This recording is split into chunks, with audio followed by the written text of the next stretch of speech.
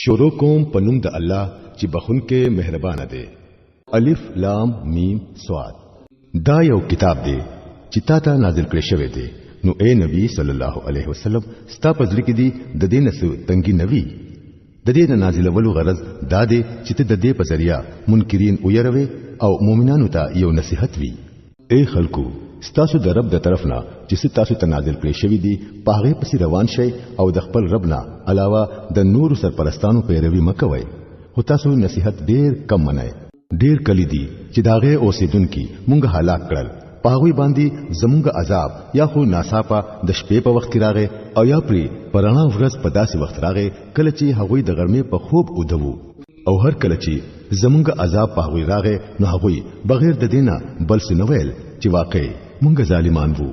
نو مونږ به خامخا د هغه خلکو نه تپوس کوو چاته چې مونږ پیغمبران لېږلي دي او د پیغمبرانو نه به هم تپوس کوو چې هغوی د پیغام رسولو کار د کم ځای پورې وکړو او د خپل کار ورته څه جواب میلاو شو. بیا به ورته مونږ په خپل ټول تیر شوی حالات د پوره علم سره پیښ کړو. اخر مونږه خو چرته غایب نه وو او وزن به په دغه ورځ عین حق وي چې د چا تلی درنی وي هغوی به خلاصې مندونکي وي او چې د چا تلی سپکی وي نو هم هغوی به ځانونه په نقصان کې اچونکي خلک وي. ځکه چې هغوی به زمونږ د آیاتونو سره د ظلم سلوک کولو. مونږ تاسو د اختیارات سره پزمکه کې آباد کړئ او تاسو د پاره مو په هغه کې د ژوند سامان پیدا کړو. خو تاسو ډېر کم شکر گزار یې. مونږ تاسو پیدایش شروع کړو بیا مو تاسو شکل جوړ کړو. بیا مو فرښتو ته ویل چې آدم ته سجده وکړي. په دې حکم سره هغه ټول سجده وکړه خو ابلیس د سجده کوونکو سره شامل نشو. الله دې تاسو کړو چې ته سیس د سجده کولو نه منع کړې. هر کله چې ما ته حکم کړی وو هغه ویل زه داغونه بهتر یم. تاسو د ورنه پیدا کړی يم او دې د خاورینا. الله او فرمایل خدا ته د دې زین خطه کوشا تا ته حق نه دی حاصل چې دلته د لوی غرور وکړي. اوزا په حقیقت کې ته د هغه خلکو نه یې چې هغه په خپل ذلت غواړي. هغه ویل مال د هغه ورځې پورې مهلت راکړه په کوم ورځ چې با دا خلک ټول دوباره را پاسول کی. الله او فرمایل تا ته مهلت دی. هغه ویل خدانو لکه څنګه چې تا زپ گمراهۍ کې اخته کړم زبهم او ستا په نه غلار کې د خلکو ته کینم د مخي او د رستو د خی او د غز هر طرف نه با دوی راګیروم او تبا د دوی نه اکثر خلک شکر گزار بیا نمومه. الله او فرمایل او زده دې زینا ذلیلا او رټل شوی یقین ساته چې په دوی کې چاستا پیروي وکړه ستا سره به داوی ټول نه دوزخ ډکړم. او اے آدمه تو او ستا خزا دوه په دې جنت کې وسای. هر ځای کې چې سستا سوزلغواړي هغه خوري خود دې ونی خاله مور ځای ګنینو په ظالمانو کې بشمار شي. بیا شیطان هغوی دوه ته وسوسه وکړه چې داوی د شرم ځایونه کم چې د یو بل نه پټ کړی شوی وو چې هغه هغوی تخکارا کړی. هغه هغوی ته وویل تاسو رب چې تاسو د کمی ونی نه منع کړی یې د دې وجہ د دې نه سیوا بل هیڅ نه ده چې تاسو نه چرته فرښتې جوړی نشي یا درته همیشه ژوند نصیب نشي. او هغوی ته قسم وخړو چې زستاسو رښتینی خیر خوایم. هغه دوانه رو رو په دوک سره په خپل لارا راوړول. اخر دا چې کله هغوی داغه ونی مزه وسکله نو دوانو ته د یو بل د شرم ځایونه ښکارا شو او خپل بدنونه د جنت په پانو پټول شروع کړل. بیا ورته خپل رب आवाज وکړو ولی ما تاسو د دې ونی نه نوې منع کړی او دامي درته نو ویلی چې شیطان ستاسو ښکارا دشمن دی. دوه ویل اے ربا مونږ په خپل ځان ظلم وکړو اوس کو ته مونږه معاف نکړو او په مونږ دی رحم اونکړو نو یقینا چې مونږ به تباہ شو. الله او فرمایل کوڅ شي تاسو د یو بل دشمنان یې او تاسو د پاره د یوې خاصه مودې پوری پزمکه کې د قرار ځای او د ژوند سامان دی. اوی فرمایل هم پدې کې با ژوند تیروي او هم پدې کې بمړای او هم د دې زینبا تاسو راځتل کېږئ. اے د آدم اولادا مونږ تاسو ته جامې نازلې کړې دي چې تاسو د بدن د شرم ځایونه پټ کړي او تاسو د بدن د حفاظت او د خایس ذریعہ هم وي. او بهترینه جامه د تقوا جامه ده. دا د الله د نخونه یو نه خدا خایيږي چې خلک د دینه سبق واخلي. اے د آدم اولادا حسنه چې شیطان مو بیا هغه سي په فتنه کې واچوي لکه څنګه چې هغه ستاسو مور او پلار د جنت نه راځتلی وو او داغوی جامې داغوی نه د دې غرض لپاره استلی وي چې داغوی د شرم زیونه یو بل تخکار شي. هغه او داغه ملګری تاسو ته د داس زینه ګوري چې داغه زینه تاسو هغه نشي لیدلې دا شیطانان مونږ د هغه خلکو سرپرستان جوړ کړی دي څوک چې ایمان نه راوړي دا خلک چې کله د شرم څخه کار کوي نو وایي چې مونږ خپل پلار نکو په دې طریقه باندې مونږ دي او الله راته د داسې کار کولو حکم کړی دی دوی ته وایا چې الله د بے حیاي حکم هیڅ کله نه کوي آیا تاسو د الله په نوم پوری هغه خبرې تړئ چې داغه پاکلا تاسو ته علم نشته چې هغه د الله تر طرف نه دی اے نبی صلی الله علیه وسلم دوی ته وایا زما رب خو د راستۍ او د انصاف حکم کړی دی او داغه حکم خو دا دی چې په هر عبادت کې خپل مخ ټیک ساتئ او خاص هم هغه ته आवाज کوي په دا حال کې چې خپل دین مو داغه لپاره خالص کړی وي لکه څنګه چې هغه تاسو اوس پیدا کړی هم دغه سی تاسو بیا را پیدا کړی شي یوې ډلې ته هغه سیده لار خو دلیدا خو په بل ډله باندې گمراهي صحیح ثابته شوې ده ځکه چې هغه د الله په ځای شیطانان ځان سرپرستان جوړ کړی دي او دای خیال دی چې موږ په نه غلار باندې یو اے د آدم اولادا د هر عبادت په موقع خپل خواهش کوي او خوري سکي او د حد نه ما وړي الله د حد نه اوریدونکو نفخوي اے نبی صلی الله علیه وسلم دوی ته وایا چا د الله هغه خواهش حرام کړو چې هغه الله د خپل بندگانو لپاره راایستلې وو او چا د الله د رزق نه پاک سيزونه منع کړل ورته وایا چې دا ټول سيزونه د دنیا په ژوند کې هم د مؤمنانو لپاره دي او د قیامت په ورځ خو به خالص هم داوی لپاره وي دا رنګ مونږه خپلې خبرې صفا بیانوو د هغه خلکو لپاره چې هغه علم لري اے نبی صلی الله علیه وسلم دوی ته وایا چې زما رب کم سيزونه حرام کړی دي هغه خو دادي د بے شرمۍ کار کوخکاروي او کوپټ او ګناه او د حق خلاف زیاته او دا چې تاسو د الله سره داسې څوک شریک کړئ چې داغه د پاره هغه هیڅ سند نه دی نازل کړي او دا چې د الله پنوم داسې خبره وایي چې داغه پاکلا تاسو ته علم نوي چې هغه الله ویلی دا د هر قوم د مهلت یو مده مقرره ده نو هر کله چې د یو قوم مده پوره شي نو بیا یو ساعت هم مخکې رستو کیږي نه او الله د پیدایش په شروع کې دا خبره صفا ویلی و چې اے د آدم اولادا یاد ساتئ چې تاسو ته هم تاسو نه داسې رسولان راشي چې تاسو ته زما آیاتونه اوروي نو چا چې د نافرمانی نه ځان بچ کړو او د خپل عمل اصلاح وکړه نو داغه د پاره د هیڅ یری او د هیڅ غم موقع نشته او چا چې زمونږ آیاتونه دروغ وګڼل او داغه په مقابله کې سرکشي وکړه نو هغوی به دوزخیان وي او هلته به همیشه اوسيږي اخر د هغه سړی نه با زیات ظالم بل څوک وي چې بالکل دروغ خبري په الله پورې اوتړي یا د الله رښتینی آیاتونه دروغ وګڼي داسې خلکو ته به د خپل تقدیر د لیک مطابق خپل حصہ برابر رسی د هغه وخت پورې چې کله زمونږ را لېږلي شوی فرښتې داغوی د روحونو اغستلو د پاره راشي په دغه وخت کې به فرښتې داغوی نه تاسو کړی چې اوخه اوس کمزې دي تاسو معبودان چې تاسو به د الله په ځای هغوی ته आवाज کولو هغوی به وایي چې ټول زمونږ نو ورک شو او هغوی به بخپله د خپل ځان خلاف گواهی وکړي چې واقعي مونږ د حق نه منکر وو الله به فرمایي زئی تاسو هم هغه دوزخ ته لاړ شئ چې هغه ته تاسو نمخ کې د پیریانو او د انسانانو تیری شوی ډلې تللی دي هر ډله چې کله دوزخ ته ننوځي نو د ځان نه به په مخکینی ډلې باندې لعنت وایي تر دې پوري چې کله ټول حل تور جمع شي نو هر رستنې ډلبا د مخکنه ډلې په حق کې وایي چې اے ربا دا هغه خلک وو چې مونږه گمراه کړو نو دوی لا د ور د چند عذاب ورکړه په جواب کې ورته الله فرمایي د هر ډلې د پاره د چند عذاب دی او تاسو په هیګی نه او مخکنه ډلبا رستنې ډلې ته وایي چې کومګه د الزام قابل وو نو تاسو ته په مونږ باندې څه فضیلت حاصل وو اوس د خپل عمل په نتیجه کې د عذاب مزه وسکئ یقین لرئ کوم خلکو چې زمونږ آیاتونه دروغ ګڼل دي او داغه په مقابله کې سرکشي کړی دا نو داغوی د پاره به د اسمان دروازې هرگز بیرته نکړي شي داغوی جنت تتل دومره ناممکن دي لکه څومره چې د ستنی په سوري کې د اوخ تیرېدل ناممکن دي مجرمانو ته زمونږ د طرف نه هم داسې بدله ملاويږي داغوی د پاره خو به د دوزخ وړېدل فرش او د دوزخ صادر وي دا د هغه بدلا چې مونږه ظالمانو لور کوو او د دې برخلاف چې چا زمونږه آیاتونه منل دي او ښه کارونه کړی دي او په دې باره کې مونږه هر یو دغه د خپل طاقت ذمہوار ګرځو هغوی جنتیان دي هلته به هغوی همیشه وسی د هغوی په ځلونو کې چې د یو برخلاف سکینه او خړوالی وي هغه به مونږ لري کړو دا هغوی لاندې به نهرونه بهيږي او هغوی به وایي چې سنا خاص هم الله لره ده چې مونږ ته دا لار وښودله مونږ خپل لار نشو مونډلې کو الله مونږ ته لار نه خودلې زمونږ د رب رسولانو واقعي مونږ ته حق را وړي وو په دغه وخت کې به یو आवाज وشي چې دا جنت چې تاسو یې وارثان جوړ شوی یې تاسو ته د هغه عملونو په بدله کې میلاو شوی دی کوم چې تاسو کول بیا به د جنت خلک دوزخ والو ته आवाज وکړي مونږه هغه ټولي وعده ټیک بیا مونږ کمی چې زمونږ رب زمونږ سره کړی وي آیا تاسو هم هغه وعده ټیک مونږ کمی چې تاسو رب تاسو سره کړی وي هغه به جواب ورکړي او بیا به یو आवाज کوونکې د دوی په مینس کې आवाज وکړي چې د الله لعنت دی په هغه ظالمانو باندې چې د الله د لارې نه خلق منکول او داغه کګولي غفتل او د آخرت نه منکر وو د دې دوانو ډلو په مینس کې با یو پردوي چې داغه په اوچت زینو یعنی عرب باندې با ځینې نور خلق وي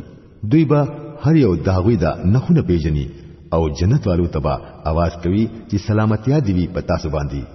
دا خلک جنت ته داخل نشو لیکن داغه تمدار بوي او هر کله چې داغوی سترګي د دوزخ والو ته وګرځي نو وای با چې اے ربا مونږ د دې ظالمانو خلکو سره مشامل وا بیا بدا د عارف خلک د دوزخ یو سو غټان خلک داغوی د نخونه او پیژني او ورته आवाज وکړي چې اوملیدل نن نستاسو ډلی پری ستاسو په کار راغله او نه هغه سازو سامان چې تاسو لوی غنلو او ولی دا جنتیان هغه خلک ندي چې د دوی په حق لبا تاسو قسمونه خورل چې دوی لبا الله د خپل رحمت نه هیڅ نه ورکوي نن صرف هغه ته ویل شو چې داخل شي جنت ته ستاسو د پاره نه يرشته او نه غم او د دوزخ خلک با د جنت خلکو ته आवाजونه کوي چې سلګي شان او بو پمون باندې راوا چوي یا چې کوم رزق الله تاسو لا درکړي دي دا غینا سره غورځوي هغه به ورله جواب ورکړي چې الله دا دوانه سيزونه په هغه حق منکر خلکو باندې حرام کړی دي چې هغه د خپل دین نه لوبه ټوکه جوړه کړی و او د دنیا ژوند په دوکه کې اچولی وو الله فرمایي چې نن با مونږ هم دوی دغه شان هیر کو لکه څنګه چې دوی د دې ورځې ملاقات هیر کړي وو او زموږ د آیاتونو نه انکار کړي وو مونږ د خلکو ته داسې کتاب راوړی دی چې هغه مونږ د علم په بنیاد باندې خپل تفصیل سره بیان کړی دی او د مؤمنانو لپاره لار خودونکو او رحمت دی آیا دا خلک اوس د دین سیوا د بلی خبري انتظار کوي چې هغه انجام وویني د کم انجام چې دا کتاب خبر ورکوي په کوم ورځ چې هغه انجام مخ ته راشي نو کوم خلکو چې دا د اول نه هیر کړي وو هغه به وایي چې واقعي زموږ د رب رسولان د حق سره راغلي وو نو آیا اوس به موږ ته څوک سفارشیان میلاو شي چې زموږ په حق کې سفارش وکړي یا دې مونږه دوباره واپس ولېګلې شو د پاره د دې چې مخکې مو سکول اوس داغه پځې په بل طریقې کار وکړو دوی خپل ځان په نقصان کې واچو او هغه ټول درو چې دوی د ځان نه جوړ کړی وو نن د دوی نه ورک شو په حقیقت کې ستاسو رب هغه الله دی چې اسمانونه او زمکه په شپږ ورځو کې پیدا کړل بیا د خپل بادشاہي په تخت باندې کېناستو چې شپه په ورځ باندې خوروي او بیا په شپه پسې ورځ په منډه راځي چې هغه نور او سپوږمۍ او ستوري پیدا کړل ټول داغه دا فرمان تابع دي خبردار شئ چې ټول پیدا وخت هم دغه دی او حکم هم فقط دغه چلیږي ډېر برکت والده الله د ټولو جهانونو مالک او پروردگار دی خپل رب ته आवाज کوي ډېر پاجزۍ سره او پټ پټ یقینا چې هغه د حد نه اوریدونکو خلک نه خوخوي پزمکه کې فساد مرا پورته کوي هر کله چې د دې اصلاح شوي دا او خاص هم الله ته आवाज کوي د یری او د تمی سره دا یقیني ده چې د الله رحمت نیکانو خلکو ته نږدې دی او هغه خاص هم الله دی چې هواګانی د خپل رحمت نه مخکې د خوشخبری سره را لېږي بیا چې کله دغه هواګانی دوبونه ډکی وریځي او چتیکړي نو هغه یوې مړیز مکې ته بوزي او هلته باران اوروي او دغه مړیز مکې نه قسمه قسم میوه راو باسي ګورئ دغه شان مونږه مړی د مرګ د حالت نه راو باسو خای چې تاسو د دینه سبق واخلئ کم از مکه چې خوي هغه د خپل رب په حکم سره خشن کې زرغونوي او کم از مکه چې خرابوي هغه د ناقص پیداوار نه علاوه بل هیڅ نه زرغونوي دغه شان مونږه نخي بار بار پېښ کوو دغه خلکو د پاره چې هغه شکر استونکي دي مونږه نوح علی السلام دغه خپل قوم ته ولېګو هغه وویل ای زما قومه د الله بندگی کوئ داغه نه بغیر ستاسو بل خدای نشته زستاسو په حق کې د یوې هیبتناکې ورځې د عذاب نه یریږم داغه د قوم سردارانو جواب ورکړو مونږ ته خدا سخکاری چې ته په ښکارا گمراهۍ کې مبتلا یې نوح علی السلام ویل اے د قوم ورونو زه په هیڅ گمراهۍ کې اخته نه یم بلکې زه د رب العالمین رسول یم تاسو ته د خپل رب پیغامونه در رسوم ستاسو خېګړه لټوم او ماته د الله د طرف نه هغه معلوم دي چې هغه تاسو ته معلوم نه دي. آیا تاسو په دې خبره حیرانېږئ چې تاسو ته هم ستاسو د خپل قوم د یو سړي په ذریعہ ستاسو د رب د طرف نه یا دهانی راغله چې تاسو خبردار کړي او تاسو د غلط رفتار نه بچ شئ او په تاسو باندې رحم وکړي شي؟ خو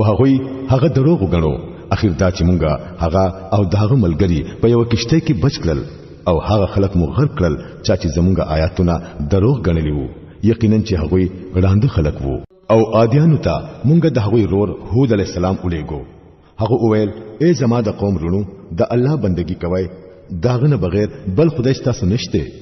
نو آیا تاسو به د غلطی لارې نه پرهیز نه کوئ؟ داغه د قوم هغه سردارانو چې د خبره به نه منله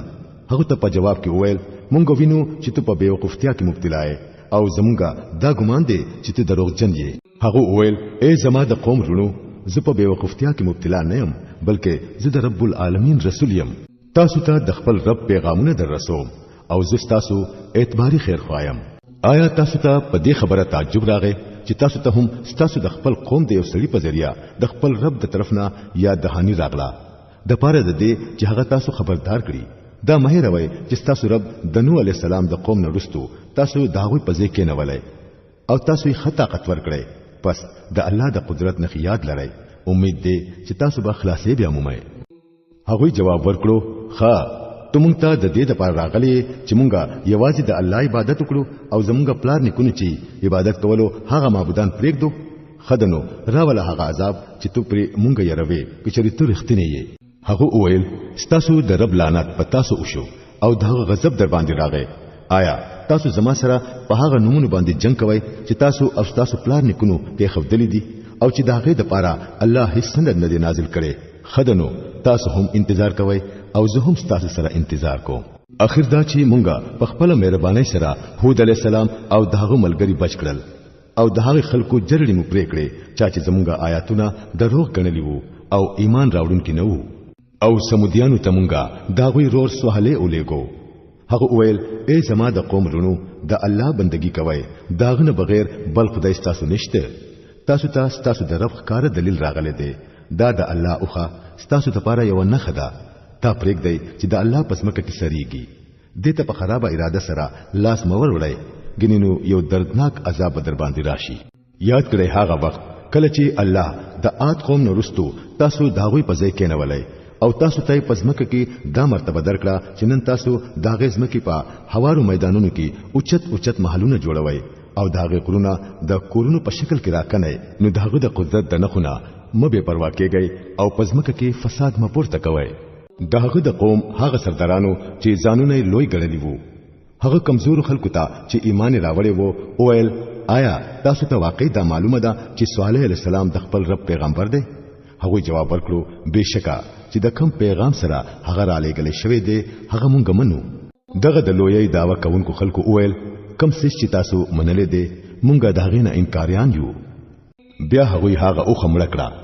او خپ سرکشي سره د خپل رب د حکم خلاف ورزي وکړه او صالح علیه السلام ته وویل چې راول هغه عذاب چې تتري مونږ یې روي کته واقع د پیغمبرانو نه یې. اخر دا چې هغه یو يرون کې آفت راګیر کړل او هغه په خپل کورونو کې پړ مخې پاتې شو. او صالح علیه السلام داوی د کلینه اوتلو او دای ویل چې ای زما قومه ما د خپل رب پیغام تاسو ته در ورسو او ما تاسو ډیر خیر ولټوو خو زه سوکرم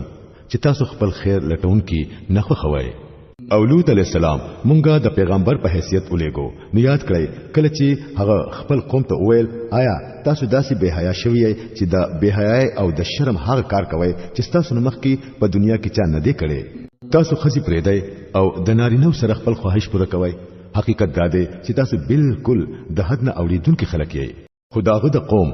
جواب بغیر د دینه بل سنو چې اوبا سیدا خلک د خپل کلونه دوی ډېر پاکان جوړیږي. اخر دا چې مونږه لوط علی السلام او داغه کور والا بغیر داغه د خزینه چې پرستو پاتې کېدونکو کیوا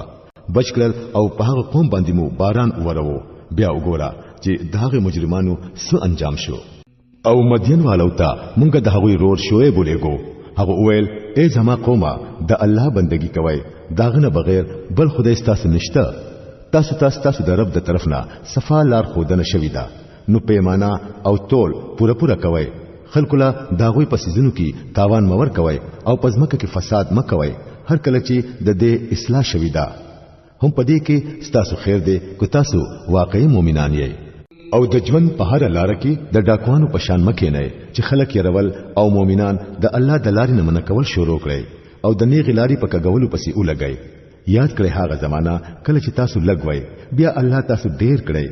او سترګې وغړوي او وګورئ چې په دنیا کې د فساد کوونکو خلکو سو انجام شوه دی کچری پتا سو کې یو ډله په هغه تعلیم باندې چې په هغه سره زرا لګل شوی يم ایمان راوړي او بل ډله ایمان را نوړي نو تر هغه پوری صبر کوي چې الله زموږ په منځ کې فیصله وکړي او هغه د ټول نه فیصله کوونکی دی داغه د قوم سردارانو چې د خپل لوی په غرور کې مبتلا وو هغه ته وویل چې اے شعیبا مونږ به تا او هغه خلک چې تاسو سره ایمان راوړي دي د خپل کلینه وباسو او یا با تاسو زموږ ملت ته واپس راځئ شعیب جواب ورکړو آیا په زور به مونږ راولای اگر کومګه راضی نه یو مونږ په الله باندې دروغ ویم کې شو کومګه تاسو ملت ته واپس راغلو هر کله چې مونږ له الله د دین خلاصې را کړې دي زمونږ د پاره دې ته واپس کېدل خو اوس هډو ممکن نه دي بغیر د دینه چې زمونږ رب الله داسې وغواړي زمونږ د رب علم په هر سیس باندې خور دی هم په هغه باندې مونږه اعتماد وکړو اے ربا زمون او زمون د قوم په منځ کې ټیک ټیک فیصله وکړه او ته فیصله کوونکې داغه د قوم سردارانو چې داغه د خبرو منلو نه انکار کړي وو په خپل کې وویل کو تاسو په شوې پسې لاړی نو برباد بشئ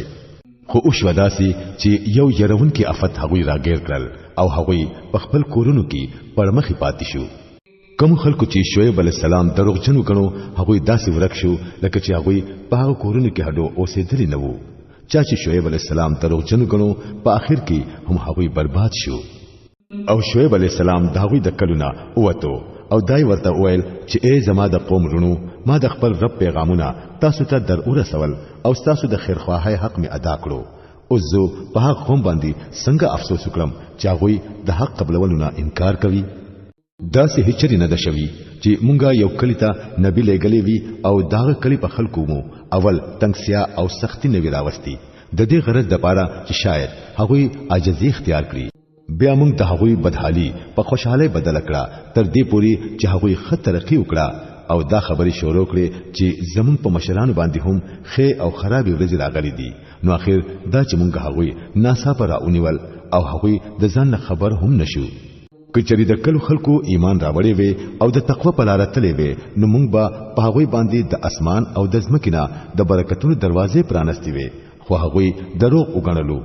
نو مونږ هغوی د خپل بد عمل په حساب کې راونیول سچ هغوی راغونډول نو آیا اوس غني د کلو د خلکو دا تسلی راغلی ده چې زمونږه عذاب با په دوی ناصافه د شپې ناراضي کله چې دوی ودو پراتوي یا غني دا تسلی د دوی راغلی ده چې زمونږه عذاب با په دوی ناصافه د ورځې ناراضي کله چې دوی په لوبو کې مشغول وي آیا دا خلک د الله د پټ تدبیر نه بیغمه دي حالکه د الله د پټ تدبیر نه هغه قوم بیغمه وي چې هغه تبا کېدونکي وي کم خلک چې د تیر شو خلکونه رستو د ځمکې وارثان کیږي نو آیا هغوی ته د خبرې هیڅ سبق ورنکړو چې کچري مونږه وغواړو نو هغوی په دې خپل ګناهونو باندې رانیولې شو خو هغوی د عبرتناکو خبرونه بے پرواهي کوي او مونږه د هغوی په ځلونو باندې مهر لګوو بیا هغوی هیڅ نه اوري دا قومونه چې دا قصې مونږ تا ته اورو ستا په وړاندې د مثال په تور موجود دي دا غوی رسولانو هغوی ته صفا نه خراوړلې خو هغوی چې یو ځلی یو سیسته دروغ ویلو بیا داغه منون کې نو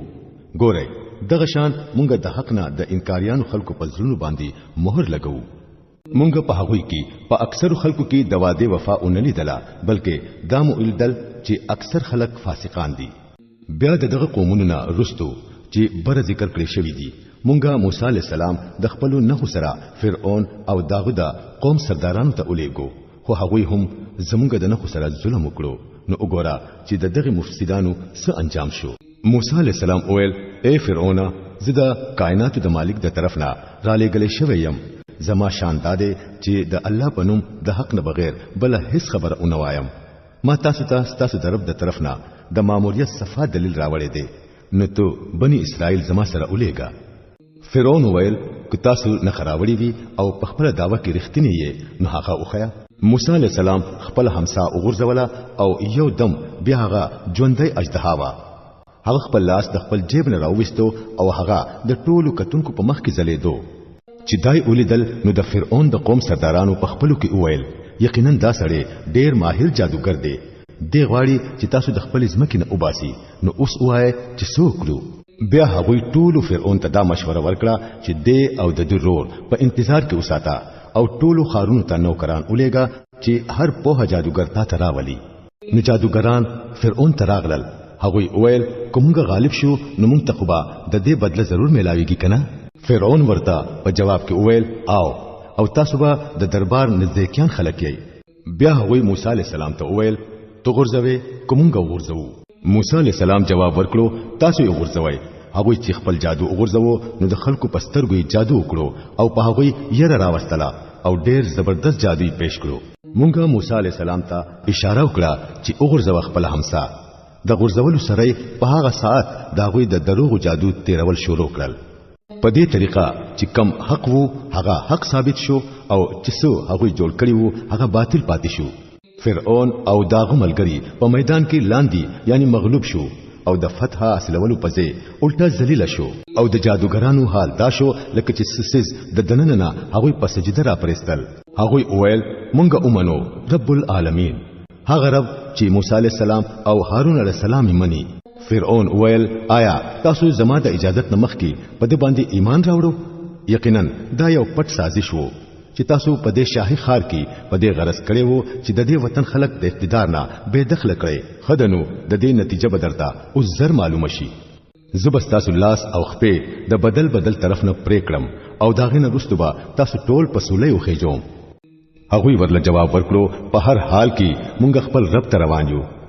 ته چې په کومه خبره زمونږ نه بدلا غستل غواړي هغه د دینه بغیر بل هیڅ نه ده چې زمونږ د رب نخي کله زمونږ مخې ته راغله نو مونږه په هغه ایمان راوړو اے ربا په مونږه صبر راوړوا او مونږه د دنیا نه په داسې حال کې واخلا چې مونږ ستا فرمانبردار یو فرعون ته د خپل قوم سردارانو وویل آیا تو به موسی او دغه قوم هم داسې پرېږدي چې په ملک کې فساد خور کړي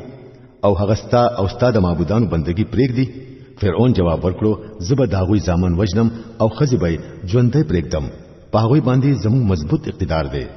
موسی عليه السلام خپل قوم ته وویل د الله نه مدد غواړئ او صبر کوئ زمکه د الله ده په خپل بندگانو کې چې چاله ورکول غواړي هغه داغه وارث جوړوي او اخري کامیابی د هغه چا ده چې د الله نه په یره کار کوي داغه د قوم خلکو وویل ستاد راتلونو مخکې هم مونږ ته تکلیف را رسول کېدو او اوس ستاد راتلونو رستو هم مونږ ته تکلیف را رسول کېږي هغه جواب ورکړو نږدې دی هغه وخت چې تاسو رب تاسو دشمن هلاک کړي او تاسو پزمکه کې خلیفګان کړي او بیا ګورئ چې تاسو څنګه عملونه کوئ مونږ د فرعون خلک د ډیرو کلونو پوري د قحط او د پیداوار په کمی کې راونیول د پاره د دې چې هغوی لا هوش راشي او ځان سم کړي خدا هوی دا حال وو چې کله به خزمانه راغله نو ویل به چې مونږ هم د دې مستحق یو او کله چې به خراب زمانه راغله نو موسی عليه السلام او داغه ملګری به د ځان د پاره سپیره غنل او حال دا دی چې په حقیقت کې داغه سپیرواله خو د الله سره وو لیکن په هغه کې اکثر خلک بے علم وو هغه موسی عليه السلام ته ویل چې کته په مونږ باندې د جادو چلولو د پاره هر څومره نخي راوړې په مونږه ستا خبره منون کې نه یو اخر دا چې مونږ په هغه باندې طوفان ولېګو ملخان مو په ورپرې خودل ګونی مو پکې خوار کړل چندخان مو پکې ډېر کړل او ویني مو په راو ورولې دا ټولي نخي مو جدا جدا او خودلې خو هغه په سرکشي کې لاړل او هغه غټ مجرمان خلق وو کله چې با په هغه باندې مصیبت راغې نو ویل به چې اے موسی عليه السلام تا ته چې د خپل رب د طرف نه کم شان حاصل دی داغه په بنیاد باندې زمون په حق کې دعا وکړه کو په دې ځل تا زمون نه دا مصیبت لری کړو نو مونږ با ستا خبر اومنو او بنی اسرائیل بستا سره ولېګو خو چې کله به مونږه داغوی نه خپل عذاب د سو وخت پوري لری کړو چې هغه وخت به هغه په هر حال کې رسیدونکي وو نو په هغه ساعت به هغه د خپل وعده نه واوریدل پس داغه تری مونږه بدلا واغستلا او هغه مو په سمندر کې ډوب کړل ځکه چې هغه زمونږ نخي دروغ غنلې وي او داغه نه بے پروا شوی وو او داغه په ځای مونږه هغه خلک چې کمزوري غنلې شوی وو داغه ځمکې د مشرق او د مغرب وارثان کړل کوم چې مونږه د برکتونو نه ډکه کړی و دغه شان د بنی اسرائیلو په حق کې ستاسو رب د خیر وعده پوره شوه ځکه چې هغه د صبر نه کار اخیستلې وو او د فرعون او داغه د قوم هغه ټول هرڅه چې جوړول به او پورته به خېجول مونږه برباد کړل. بنی اسرائیل مو د سمندر نه پورستل بیا هغه روان شو او پلار کې په یو داس قوم ورغلل چې د خپل یو څو بوتانو سره مضبوطه مینه جوړه شوی و. هغه وویل اے موسی علی السلام زمونږ د پاره هم یو داسې معبود جوړ کړه لکه څنګه چې د دې خلکو معبودان دي. موسی علی السلام وویل تاسو ډېری د ناپوهتیا خبرې کوئ. دا خلک چې په کومه طریقه روان دي هغه خو بربادي دن کی دا او کم عمل چې دوی کوي هغه سراسر باطل دی. بیا موسی علی السلام وویل آیا زستاسو د پاره د الله نه سیوا بل معبود ګورم؟ حالکه هغه هم الله دی چې تاسو لای د ټوله دنیا په قومونو باندې فضیلت درکړي دی. او الله فرمایي هغه وخت را یاد کړئ کله چې مونږ د فرعون والونه تاسو له نجات درکړو په دا حال کې چې تاسو به په سخت عذاب کې ساتلای، تاسو ځامن به قتلول او تاسو خځې به ژوندۍ پرې خودلې او په دې کې تاسو درب د طرف نه تاسو لوی ازمیخت وو. مونږ موسی علی السلام د 13 ورځې شپو د پاره کوه سینا ته راوختلو او رستمو ورپسې لس ورځې نوري زیات کړلې. دغه شان داغه د رب مقرره موده ورسلوي ورځې شو. موسی علی السلام چتلو نو خپل رور هارون ته وویل چې ته زمانہ پس زما په قوم باندې خلیفہ شوي او ټیک کار کوا او د فساد پیدا کونکو په طریقه باندې مزه. او کله چې موسی علی السلام زمون په مقرره نیټه راغې او خپل رب ورسره خبرې وکړې نو هغه ارزو وکړه چې اے ربا مال د لیدلو طاقت راکړه چې زه تا وینم.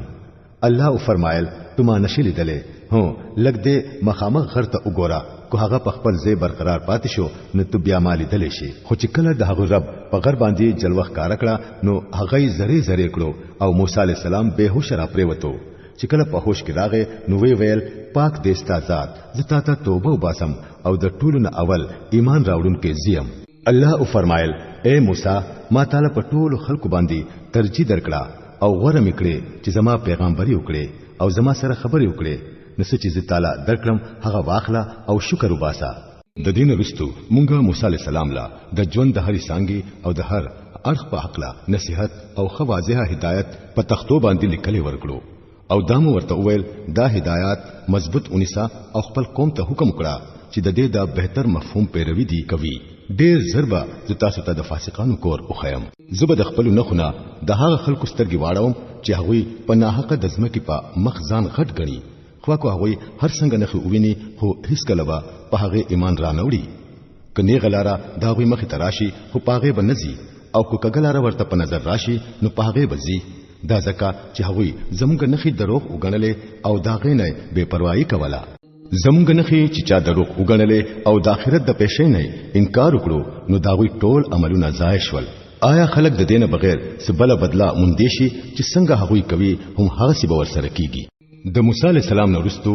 داغه د قوم خلکو د خپلو کالونه د سخی او شکل جوړ کړو چې دا غینه با د غوي د आवाज پشان आवाज راتلو. آیا هغه نکتل چې هغه ورسره نه خبري کوي او نه ورته پس کار کې لار خي خو بیا هم ته هغه معبود جوړ کړو او هغه سخت ظالمان وو. بیا چې ورته د خپل دوکه کې دوه حال معلوم شو او وی قتل چې په حقیقت کې همغه گمراه شوی یو نو وی ویل چې خپل رب را باندې رحم اونکړو او مونږه معاف نکړو نو مونږ به برباد شو. د بل طرف نه موسی علی السلام د غصه او د غم نه ډک خپل قوم ته واپس راغی. دراتلو سره ویل تاسو زمانه رستو ډیر خراب کار وکړو. ستاسو دومره صبر اونشو چې د خپل رب حکم ته مو انتظار کړی وي. تختې وګرځولې او د خپل رور هارون علی السلام د سر وختې راونیول او رايخکل. هارون ورته ویل اے زما د مور زویا د خلکو زه دباو کړم او نږدې وا چې وجلې وي. ته دشمنانو لا په ما باندې د خندا موقع مور کوا او د دې ظالمانو د ډلې سره ما شامل وا. پس داغه نه موسی علی السلام ویل اے ربا ما او زما رور معاف کړه او مون په خپل رحمت کې داخل کړه. د ټولو نه زیات رحم کوونکې. جواب ورته وشو کوم خلکو چې د سخینه معبود جوړ کړي دي هغه به ضرور د خپل رب په غضب کې ګیریږي او د دنیا په ژوند کې به ذلیل وي. دروغ جوړونکو خلکو لا مونږ هم داسې سزا ورکو. او کم خلک چې بد عمل وکړي او بیا توبه وباسي او ایمان راوړي نو یقینا د دې توبه او ایمان نرستو ستا رب معاف کوونکې او رحم کوونکې دی. بیا چې کله د موسی علی السلام غصه سړه شو نو هغه تختې راوچتې کړلې چې په عبارت کې هدایت او رحمت وو. دا خلکو د پاره چې هغه د خپل رب نه یریږي او هغه د خپل قوم نه او یا تن سړي د دې د پاره خوښ کړل چې هغوی داغه سره زمون مقرر شوی وخت راشي. هر کله چې داخلك یوې سختي زلزلې راونیول نو موسی عليه السلام عرض وکړو اے زما ربا چې ستا خوا نو مخکې دی دوی او زه هلاک کولې شو. آیا ته به مونږ ټول په هغه ګناه کې هلاک کوي چې هغه په مونږ کې یو څو بیوقوفانو کړی و. دا خو ستا یو ازمیښت وو. د دې په ذریعہ چې ته څو غواړې هغه په گمراهۍ کې اخته کوي او چې چاته غواړې نو هدایت ورته کوي. زمونږ سرپرست خو هم ته یې نو بس مونږه معاف کړه او په مونږ باندې رحم وکړه. ته د ټولو نه زیات معاف کوونکی یې او زمونږ د پاره د دې دنیا خېګړه هم ولیکا او د آخرت هم مونږ ستا طرف ته رجوع وکړه. جواب شو سزا خو چې زه چاله غواړم هغه لور کوم خو زما رحمت په هر سیز باندې خور دی او دا بزو دا خلکو په حق لیکم څوک چې د نافرمانی نه ځان ساتي زکات ورکوي او زما په آیتونو باندې ایمان راوړي. بس نن دا رحمت دا خلکو حصہ ده چې په دې پیغمبر امي نبی صلی الله علیه وسلم پسې روان شي چې ذکر یې هغه ته په خپل تورات او انجیل کې ملاويږي. هغه هغه ته د نیکۍ حکم کوي د بدای نه منع کوي داوی د پاره پاک سيزونه حلالوي او ناپاک سيزونه حراموي او داوی نه هغه جرمونه لري کوي کم چې داوی د پاسه انبار کړی شوی وو او هغه بندونه پرانځي په کم کې چې هغه مضبوط تړلې شوی وو. نو کم خلک چې په هغه باندې ایمان راوړي او داغه حمایت او امداد وکړي او په هغه رڼا پسې روان شي کوم چې داغه سره نازل کړی شوی دا نو هم دغه نجات مندونکي خلک دي. اے نبی صلی الله علیه وسلم وایا چې اے انسانانو زه تاسو ټول ته داغه الله د طرف نه را لېږل شوی پیغمبر یم چې هغه د ځمکې او د اسمانونو د بادشاہي مالک دی. داغه نه بغیر بل خدای نشته. هم هغه ژوند ورکوي او هم هغه مرګ راولي. نو بس ایمان راوړې په الله باندې او داغه پر لېږل شوی امي نبی صلی الله علیه وسلم باندې چې الله او داغه حکمونه مني او په هغه پسې روان شي. امید دې چې نه غلاره به بیا مومي. د موسی علی السلام په قوم کې یو ډله داسې هم و چې د حق مطابق به هدایت کولو او هم د حق مطابق به انصاف کولو. او موږ دا قوم په 1200 خاندانو کې تقسیم کړي وو او د مستقلو ډلو شکل مو ور کړي وو. او هر کله چې د موسی علی السلام نه خپل قوم ابو غختله نو موږ ورته اشاره وکړه چې فلانه ګټ په خپل همسا وها. نو په هغه ساعت داغه ګټ نه 12 چنې راوتلې او هر ډلې د خپل ابو ډلو ځای مقرر کړو. موږ په هغه باندې د وریځي سورې وکړو او منو سلوامو پری نازل کړه. خوري هغه پاک سيزونه کم چې مونږ تاسو له درکړې دي. خود دې نو رستو چې هغه سو وکړل نو په مونږ ظلم اونکړو بلکې په خپل ځان باندې ظلم کولو. یاد کړه هغه وخت کله چې هغه ته ویل شوی وو چې دې کلی تلاړ شي او هلته اوسېږي او داغه د پیداوار نه د خپل رضا مطابق روزي حاصلوي او پتلو کې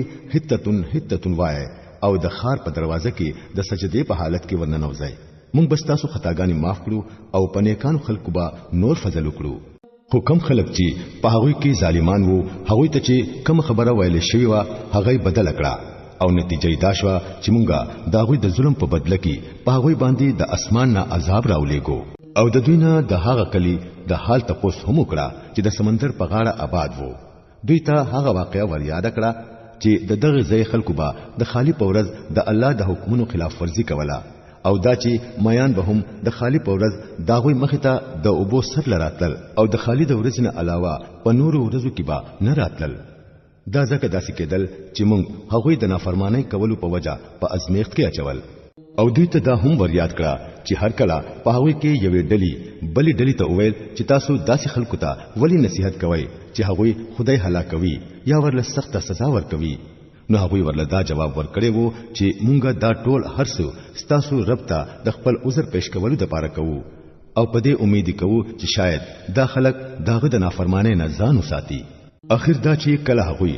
هغه حکمونه بالکل هېر کړل کم چې هغوی ته ور یاد کړی شوی وو. نو چاچی د بداینه خلق منع کول مونږه هغوی بچ کړل او باقی چې کم ظالمان وو هغوی ټول مو د نافرمانی کولو په وجه په سخت عذاب کې راونیول. بیا چې کله هغوی خپه سرکشي سره هغه کارونه شروع کړل د کوم کارونو نه چې هغوی منع کړی شوی وو نو مونږ ورته وویل چې شادوغان شي ذلیل او خوار. او یاد کړه هغه وخت کله چې ستارب اعلان وکړو چې هغه به د قیامت پورې مسلسل داسې خلق په بنی اسرائیل باندې مسلط کوي چې هغوی له به بدترین عذاب ورکوي. یقینا ستارب په سزا ورکولو کې ډیر تیز دی او یقینا هغه معاف کونکي دی او درهم نه هم کار اغستونکي دی. مونږ هغوی پزمکه کې ټوکړې ټوکړې کړل او په ډیرو قومونو کې مو تقسیم کړل څه خلق پاهوي کې نیکان وو او څه پکې د دینه مختلف وو او مونږ به هغه په ښه او بدو حالاتو ازمیل چې شاید هغه واپس شي. بیا د مخکینو نسلونو نه ورستو داسې نه اهل خلق دا هغه په ځای راغلل چې د الله د کتاب وارثان شول او بیا هم د دې معمولی دنیا فائدې راغونډوي او وایي چې امید دې مونږ ته به معافي وکړي شي او که د دنیا دغه مال ورته بیا مخله راځي نو بیا یې پمنډه اخلي. آیا د دوی نه د کتاب وعده نه دا غستل شوی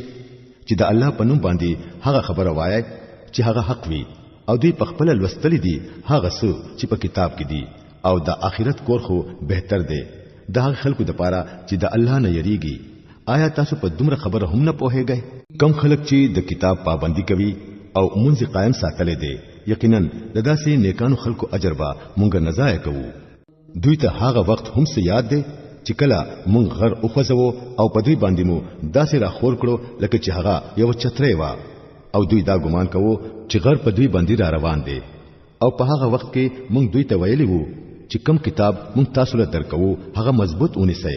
او څه چې په دې کې لیکل دي هغه یاد ساتئ. امید دې چې تاسو د غلط رفتار نه بچ شئ. او اے نبی صلی الله علیه وسلم خلکو ته وریاد کړه هغه وخت کله چې ستارب د بنی آدم د شاګانو نه داوی نسلونه را اوخ کلیو او هغه په خپل نفسونو باندې گواهان کړي وو او دا تاسو تری کړي وو چې آیا زستا سو رب نه يم؟ هغه وویل ضرور هم تو زمون رب یې. مونږ په دې گواهی کوو دا مونږه د دې لپاره داسي وکړل چې چرته د قیامت په ورځ تاسو دا اونوای چې مونږه خود دې خبرې نه خبر نه وو یا دا اونوای چې شرک خو زمونږه پلان نیکو زمونږه مخکې شروع کړي وو او مونږه رستو دا غوي دا نسل نه پیدا شو. نو ولی تمونږه په هغه ګناه کرانی سي کوم چې غلط کارو خلکو کړی و. ګورئ په دې طریقه مونږ نه خو واضح پېښ کوو او د دې لپاره پېښ کوو چې دا خلک واپس راشي. او اے نبی صلی الله علیه وسلم دوی ته د هغه سړي حال بیان کړه چې هغه ته مونږ د خپل آیاتونو علم ورکړی وو خو هغه دغه د پابندۍ نه ځان اوويستو. اخر دا چې شیطان ورپسې ولګېدو تر دې پوري چې هغه په گمراهانو کې شامل شو. کچري مون پختله نو هغه لبمو د هغه آیاتونو په ذریعہ لوړه مرتبه ورکړی و خو هغه زمکه طرف ته ټیټ پاتې شو او د خپل نفس په خواهشاتو پسې روان شو. نو حالي د سپي په شان شو چې کو تو په حمله وکړي نو همي جبه زوړندوي او کو ته پرېګ دې نو همي جبه زوړندوي. هم دغه مثال دی د هغه خلکو چې زموږ آیاتونه دروغ غني. په دوی ته دا قصه اوروا کې دي چې دوی صغور فکر وکړي. ډېر خراب مثال دی د هغه خلکو چې زموږ آیاتونه دروغ وګڼل او هغه په خپل ځان ظلم کوي. چاته چې الله هدایت وکړي بس هم هغه نیغلره بیا مومي او څوک چې الله د خپل رهنمایي نه محروم کړي نو هغه ناکام او نامراد پاتې کیږي. او دا حقیقت دی چې ډېر پیریان او انسانان داسې دي چې هغه مونږ د دوزخ لپاره پیدا کړی دي. دا غوي سره زړه نشته خو هغه په سوچ نه کوي. دا غوي سره سترګشته خو هغه په قتل نه کوي. دا غوي سره وګونشته خو هغه په اوریدل نه کوي. هغه د زناورو په شان دي بلکې دا غوي نه هم زیات بد. دا هغه خلک دي چې په غفلت کې ډوب شوي دي. الله د خنومونو مستحق دی نو هغه ته په خنومونو سره आवाज کوي او هغه خلک پرېګ دی چې داغه په نمونه کې خودو کې د صحیحوالي نه ډډه کوي. چې هغه کوي داغه بدلبا ضرور مومي. زمون په مخلوق کې یو ډله داسې هم ده چې ټیک ټیک د حق مطابق لار خودنه کوي او د حق مطابق انصاف کوي. پاتې شو هغه خلک چې زمونږه آیاتونه دروغ غنلې دي نو هغوی با مونږه درجه په درجه په داسې طریقه د تباہی طرف ته بوزو چې هغوی با د ځان نه خبر نه وي. زه هغوی له مهلت ورکوم زما تدبیر ډیر سخت دی. آیا د خلکو چرته سوچ ونکړو د دوی په ملګری باندې د لیونتوب هیڅ اثر نشته. هغه یو خبردارون کې دی چې د بد انجام نه مخکي صفا خبردارول کوي. آیا د خلکو چرته د اسمان او د ځمکې په تنظیم باندې غور ونکړو او د الله پیدا کړی شوی سسته هم په غړې د لسترګو اونکتل او آیا دوی دا سوچ هم اونکړو چې شاید د دوی د ژوند مهلت با د پوره کېدو وخت نږدې شوی وي. بیا اخر د پیغمبر د دې خبردارۍ نه وروسته بل څه خبره داسې کې دي چې په هغه باندې دوی ایمان راوړي. الله چې څوک بیلاری کړي نو بیا داغه د پاره نه غلاري تا راوستون کې هیڅوک نشته او الله دا خلق په خپل سرکشي کې سرګردانه پرېږدي. دا خلق ستانه تپوس کوي چې اخر د قیامت هغه وخت با کله راځي. ورته وایا د دې علم زما د رب سره دی دا به هغه په خپل وخت باندې ظاهروي په اسمانونو او پزمکه کې به دغه وخت ډیر سخت وي هغه په تاسو باندې ناسا پرازي دا خلک د دې پاکلا ستانه په داسې طریقه تپوس کوي لکه چې ته داغه په لټون کې لګیاي ورته وایا د دې علم خو صرف الله ته دی لیکن ډیر خلک د دې حقیقت نه خبره دي اے نبی صلی الله علیه وسلم دوی ته وایا زه د خپل ځان لپاره د څه نفع نقصان اختیار نه لرم الله چې سغواړي هغه کیږي او کچري ما ته د غیب علم وې نو ما به د ځان لپاره ډېرې فائدې حاصل کړې وې او ما ته به هیڅ نقصان نه رسیدو زه خو صرف خبردارون کې او زیره ورکون کې يم دا خلکو د پاره چې زما خبره ومني هغه هم الله دی چې تاسو د یو نفس نه پیدا کړی او هم داغه د جنس نه داغه جوړای جوړ کړه چې داغه سره سکون حاصل کړي بیا چې کله سړی په خزه باندې ورخور شو نو داغه یو سپک شان حمل شو چې د ځان سره به ګرځاو را ګرځاو بیا چې کله هغه درنه شو نو دوانو په شریکه د خپل رب الله نه دعا اوختله کته مونږ لا یو خشان بچي راکړو نو مونږ به ستا شکرګزار یو خو چې کله ورله الله صحیح سالم بچي ورکړو نو هغه دوانو داغه په دې بخشش او مهرباني کې داغ سره نور څوک شریک کړل الله ډیر اوچت او غره دی د شرک د هغه خبرونه کمی چې دا خلق کوي څنګه ناپوه دي دا خلق چې د الله سره هغه څوک شریک کوي چې هغه یو سیز هم نشي پیدا کولای بلکې هغه پیدا کړی کیږي او چې هغه نه د دوی مدد کولی شي او نه په خپل د خپل ځان په مدد باندې قادر دي که تاسو دوی له نیغ لارې ته دراتلو دعوت ورکړئ نو دوی په تاسو پسې نه درځي که تاسو دوی ته आवाज وکړئ یا خاموش پاتې شئ په دوانو حالاتو کې به دوی تاسو لپاره یو شان دي تاسو چې د الله په ځای نور ته आवाज کوئ نو هغه هم تاسو په شان بندگان دي دا غوی نه دعا وغواړئ او وګورئ هغه دې تاسو د دعاګانو جواب درکړي که دا غوی په باره کې تاسو خیالات صحیح وي آیا د هغه پېشته چې په هغه وګرځي آیا دا غوی لاسونه شته چې په هغه نیول وکړي آیا دا غوی سترګشته چې په هغه وګوري آیا دا غوی غوګونه شته چې په هغه واوري اے نبی صلی الله علیه وسلم دوی ته وایا چې راو غاړي خپل شریکان بیا تاسو ټول زما خلاف تدبیرونه وکړئ او ما ته هډو مهلت مرا کوي زما حامی او مددگار هغه الله دی چې دا کتابي نازل کړي دی او هغه د نیکانو خلکو حمایت او مرسته کوي د دې برخلاف تاسو چې د الله په ځای نور څوک رابلای هغه نستاسو مدد کولی شي او نه پخپله د خپل ځان د مدد کولو قابل دي بلکې کو تاسو هغه لا نیغ لاري ته دراتلو دعوت ورکړئ نو هغه تاسو خبره اورېدې هم نشي په ظاهر خو تاسو ته داسې ښکاری چې هغه تاسو طرف ته ګوري خو په حقیقت کې هغه هیڅ هم نه ویني اے نبی صلی الله علیه وسلم د نرمۍ او د معافی طریقه خپل کړه د نیکي حکم کوا او د جاهلانو سره منخلا کچري شیطان دی علم سوي نو د الله نه پناه وغواړه هغه هر څه اوریدونکو او په هر څه پوهه دی په حقیقت کې چې کم خلک پرهیزګار دي دا غوي د حالوي چې کله د شیطان د اثر د وجینا هغه ته څه غلط خیال راشي نو فورن را بیدار شي او بیا ورته د کار صحیح طریقه صفا په نظر راځي پاتشو د دوی یعنی د شیطانانو رونه نو هغه خو دوی په غلطه لار راکاږي او د دوی په بیلاری کولو کې هیڅ کم نه کوي اے نبی صلی الله علیه وسلم هر کله چې ته د دې خلکو په مخ کې سنخه یعنی معجزه نه پېښ کوي نو دوی وایي چې تا د ځان د پاره سخه نه خولي خوخه نکړه دوی ته وایا زه خو صرف په هغه وحی پسې زم چې زما رب ماته را لېږلی دا د بصیرت یعنی د پوهې رڼاګانې دي تا د رب د طرفنا او هدایت او رحمت دی دا خلکو د پاره څوک چې دا قبول کړي کله چې قران ستاسو په مخ کې لوستل کیږي نو په توجه سره اورئ او چپ اوسئ خای چې په تاسو باندې هم رحمت وشي اے نبی صلی الله علیه وسلم خپل رب سحر او ماخام یادوا پزړ کې پاجزای او پیر سره او په جبه باندې هم پرو आवाज سره ته په هغه خلکو کې مکیږي چې هغه په غفلت کې پراته دي آیت سجدہ بشکا کمی فرښتې چې ستاسو د رب په حضور کې مقربي دي هغه هیڅ کله د خپل لوی په غرور کې داغه د عبادت نه مخ نه اړوي او داغه تسبیح بیانوي او داغه په مخ کې ټټي اوسي